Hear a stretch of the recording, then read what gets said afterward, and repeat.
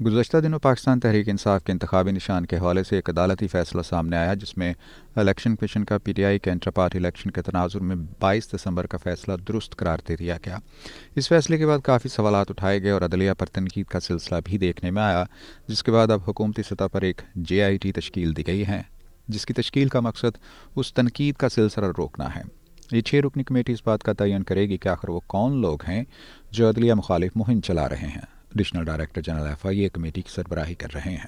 Additional director general cyber crime wing FIA committee کے convener ہوں گے۔ کمیٹی میں گریڈ 20 کا IB اور ISI کا ایک رکن بھی شامل ہوگا۔ کمیٹی میں اسلام آباد پولیس کے DIG بھی بطور ممبر شامل ہیں، جبکہ PTA کا ایک نمائندہ بھی کمیٹی کے اراکین میں شامل ہے۔ کمیٹی کو جو فرائض تفویض کیے گئے ہیں وہ کچھ یوں ہیں کہ کمیٹی عدلیہ مخالف مہم میں ملوث ذمہ داران کا تعین کرے گی، مستقبل میں ایسے واقعات کی روک تھام کے لیے تجاویز بھی مرتب کرے گی اور 15 روز میں وزارت داخلہ کو اپنی رپورٹ جمع کرائے گی۔ اس کمیٹی کی تشکیل اس تناظر میں ایک اچھا اقدام ہے کہ شاید اسی طرح عدلیہ کے بارے میں پائے جانے والے عوامی تاثر میں کچھ بہتری آ جائے۔ شاید یہ کمیٹی بنائے جانے سے ہی جو لوگ حصول انصاف کے لیے مارے پھر رہے ہیں ان کے دن پھر جائیں۔ شاید اسی طرح لاہور ہائی کورٹ کے اپنے اعداد و شمار کے مطابق جو 2 لاکھ کے قریب مقدمات زیر سماعت ہیں ان کی تیز رفتار سماعت ممکن ہو سکے گی۔ اسی طرح ماتحت عدلیہ میں جو 20-30 لاکھ سے زائد مقدمات زیر سماعت ہیں ان میں بھی جلد فیصلے سامنے آنا شروع ہو جائیں گے۔ ورلڈ جسٹس پروجیکٹ کے 2023 کے رول آف لا انڈیکس کے مطابق پاکستان انصاف کی فراہمی کے حوالے سے 142 ممالک میں 130ویں نمبر پر ہے۔ اندازہ کریں کہ اسلامی جمہوریہ پاکستان میں انصاف کی فراہمی کی یہ صورتحال ہے۔ دوسری طرف سالانہ چھٹیوں کا سلسلہ بھی بدستور جاری ہے۔ قیام پاکستان سے پہلے یہاں موجود برطانوی جج صاحبان موسم گرما میں موسم کی سختیوں سے بچنے کے لیے برطانیہ لوٹ جاتے تھے یا کسی پرفضا مقام پر ڈیرا لگا لیتے تھے۔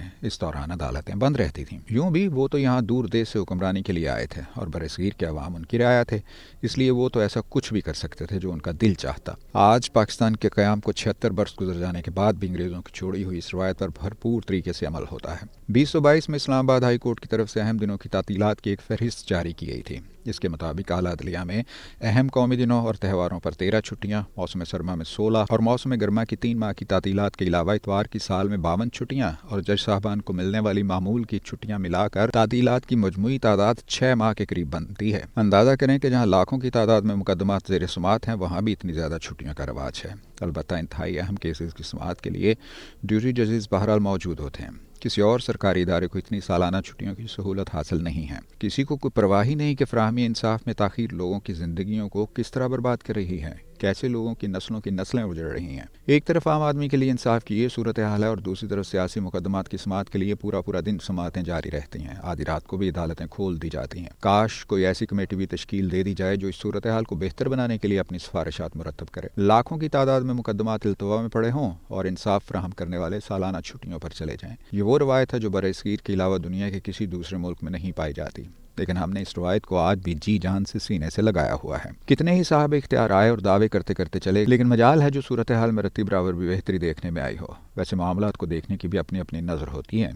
لاہور ہائی کورٹ کے ایک سابق چیف جسٹس محمد امیر بٹی کا تو یہ کہنا تھا کہ لاکھوں کی تعداد میں نئے مقدمات کا دائر ہونا اس بات کا ثبوت ہے کہ صوبے کے عوام اپنے معاملات کے حل کے لیے عدالتوں پر کتنا بھروسہ کرتے ہیں۔ دوسری طرف وکلا تنظیمیں قرار دیتی ہیں کہ سیاسی شخصیات کے کیسز کو فوقیت دینے اور عوام کے مقدمات کو پس پشت ڈالنے کی وجہ سے لوگوں کی اکثریت کا عدالتی نظام سے اعتماد اٹھ رہا ہے۔ ان کے نزدیک زیر التوا کیسز کی تعداد میں اضافے کی بڑی وجہ بھی یہی ہے کہ اب سیاسی مقدمات کی بھرمار ہو چکی ہے اور بیشتر صورتوں میں انہیں سماعت کے لیے فوقیت دی جاتی ہے۔ یہ عرضداشت پیش کرنے کا مقصد صرف اتنا ہے کہ براہ کرم عام آدمی کو ریلیف کی فراہمی بھی ترجیح بنائی جائے۔ آج ہمارا ملک بے شمار ایسے مسائل میں گھر چکا ہے جن کا کوئی حل بھی دکھائی نہیں دے رہا، اس لیے کہ ان مسائل کی بروقت نشاندہی نہیں ہو سکی۔ گند کو قالین کی نیچے چھپا دینے میں ہی عافیت سمجھی گئی اور اب معاملات اس نہج پر آن پہنچے ہیں کہ مستقبل کے اندیشے دل دہلاتے رہتے ہیں۔ یہ جو PDM کی 16 ماہ کی حکومت برسر اقتدار رہی تھی، اس مختصر سے عرصے میں ایسے قوانین پارلیمنٹ نے پاس کیے کہ عقل دنگ رہ گئی۔ حیرت کی بات یہ بھی رہی کہ یہ سب کے سب لوگ خود کو سیاسی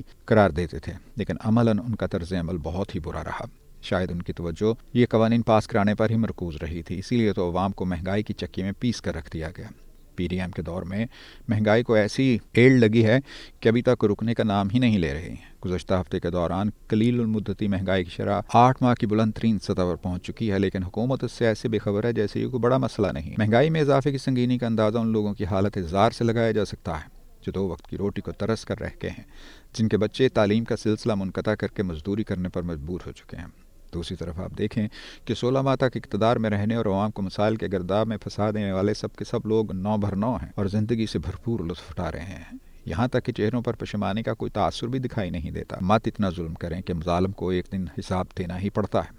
اب دیکھتے ہیں کہ کیا کوئی ایسی کمیٹی بھی تشکیل پاتی ہے یا نہیں جو حصول انصاف کے لیے در بدر پھرتے ہوں کو کوئی ریلیف فراہم کر سکے، ان کے دلوں میں امید کی شمع جگا سکے کہ اب انہیں انصاف کے حصول کے لیے در بدر نہیں ہونا پڑے گا۔